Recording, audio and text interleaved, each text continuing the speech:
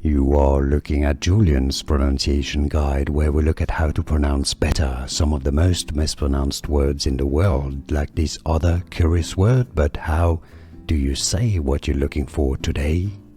We are looking at how to pronounce this word, as well as how to say more interesting but often confusing vocabulary in English that many mispronounce, so make sure to stay tuned to the channel if you enjoy learning. Deficit, deficit.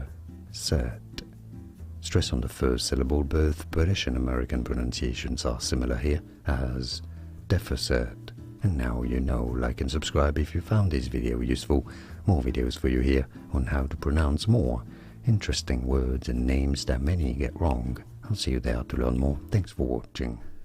Here are more videos on how to pronounce more confusing words and names too many mispronounce. Like this video if you found it useful. I appreciate your support. I'll see you soon and thanks for watching.